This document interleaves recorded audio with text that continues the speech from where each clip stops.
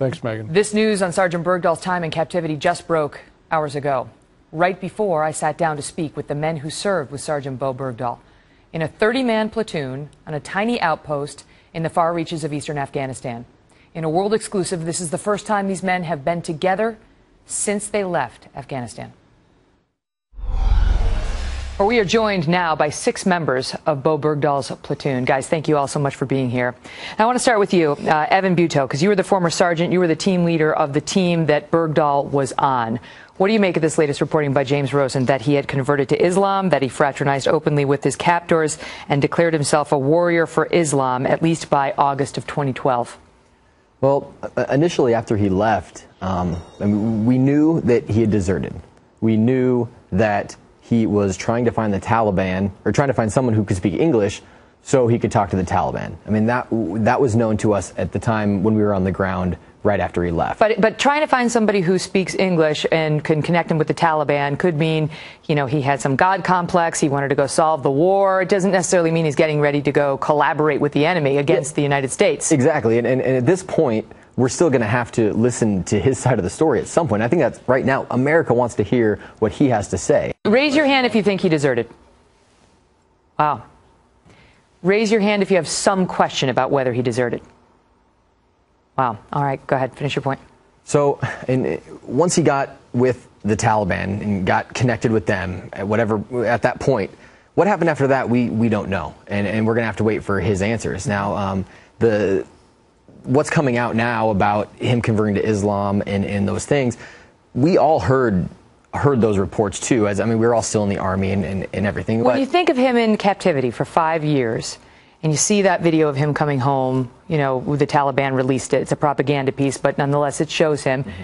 I mean, do you think this is what I would have done too, what I had to do to survive, even if it had involved saying I'd converted to Islam and took up arms against the United States? What do you guys think when you see that? No, definitely maybe 5 days. I would have done everything I had to do, cursing them, trying to escape, swinging on them, trying to steal a gun, shoot them. I'm not going to be a propaganda piece so my family can see me on the internet. You're Cody Full, you're a former specialist, and you were his roommate prior to deployment. Yes, in Fort Richardson. Another thing I keep hearing is, you know, what were his motives for deserting? It doesn't matter what his motives were. We all took an oath, and we all had to abide by, you know, orders, you know, and you don't just leave your fellow Americans to join somebody else. But explain that to us, because civilians who have never, as you guys did, volunteered our service and our lives potentially to protect America think, well, he was disillusioned, you know, he was scared, he walked off. Help us understand what a cardinal sin is. Afghanistan's not an easy time. Iraq's not an easy time. Anytime you're in a combat zone, it's not an easy time. Everybody's struggling. You don't do it because it's easy. We're not there because it's easy. We're there to do a hard job, and that's what you signed up to do. We all signed up by ourselves. We volunteered. Mm-hmm. And a draft didn't come through, nothing like that. So for him to sign an oath, and like what Cody said, he signed an oath to go do his job. But some people, you know, he gets over there, it's a different story. He claimed in his email home to his dad, according to Rolling Stone, right before he deserted or left or whatever, that he had claimed he saw atrocities, he was very disillusioned with the Army. I mean, I'm putting it nicely what he said in that email. Now, just to add more to what they're saying, I mean, and yet we did sign on that line, and we all saw, I mean, not atrocities in like, you know, some illegal thing that was going on that was trying to get covered up or anything, but you see your friends die, you see, and no one, unless you're there, you don't know what we've seen. I can feel how strongly you feel about that. But to take it to collaboration, possible collaboration with the enemy, which is clearly something our James Rosen reported earlier this week that they have a CIA file on, and that there are many in the intel community who still believe that's a possibility, and they're investigating. And now the latest reporting about, you know, shooting AK-47s with the Taliban, doing target practice with the Taliban. Clearly a relationship had developed. It seems hard to believe that an American soldier would do that unless he had gone mad or if he was trying to save his life. He doesn't seem like a captive. He seems like someone who is potentially enjoying himself by But wouldn't you do it if you're Josh Corneliuson, you were a medic in the platoon. Correct. Wouldn't you do it too if he tried to escape? They got him back. They put him in a cage for 5 days. Wouldn't you then do what you had to do to save your life? You do everything you can to get back to your guys because you know that they care about you. You care about them. You would put your life down for them, and they're going to do the same thing for you. So what's the best evidence you have that the night he went missing and ultimately wound up captured, he was doing it intentionally? Okay. The day we found, or the morning that we found out he was missing, someone went to wake him up for his guard shift. He was not there. He was not in his tent. His weapon, his bulletproof vest, his sensitive items were left behind in the tent.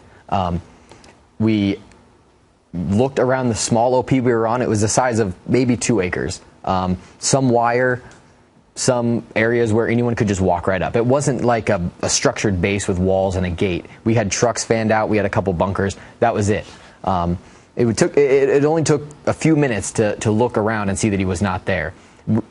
And at that point, we knew nothing. We knew he was gone, and we had nothing else to go on. So we pushed a patrol out right away to go to the neighboring village. It's right there, to see if we could find somebody who could give us some information, a direction of travel if they saw anything.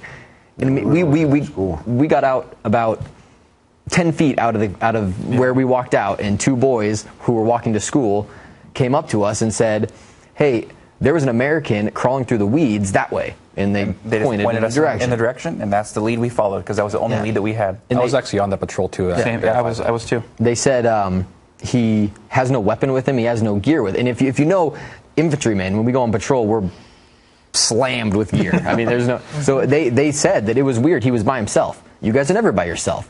You never go anywhere without your weapon. Yeah. You never go anywhere by yourself. And he had a conversation. Was it with you, Evan, as the leader, about what would happen to him if he took sensitive information? If he just happened to wander off and took sensitive. Well, he said, "What would happen if my sensitive items went missing?"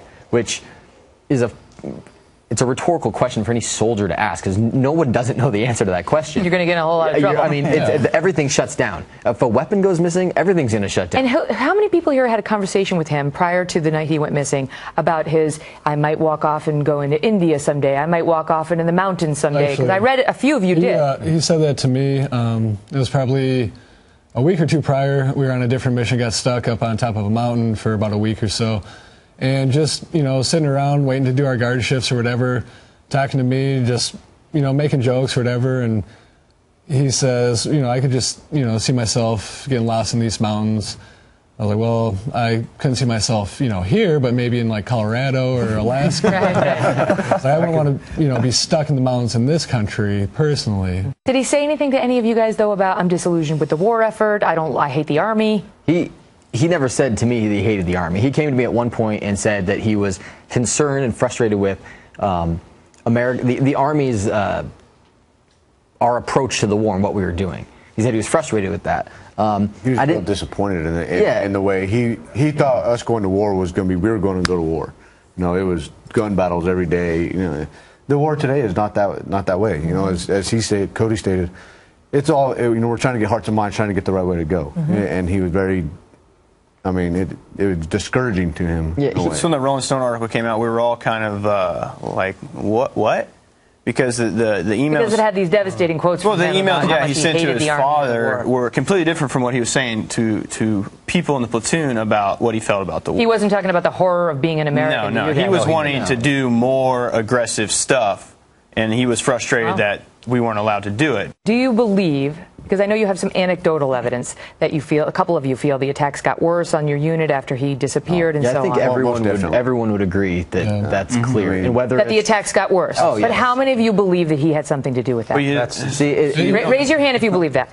It's hard to say. It's way too hard to say. There's way too many different things that can go with that, whether there's new people that came into the area, new bomb makers that came in, or if he shared information.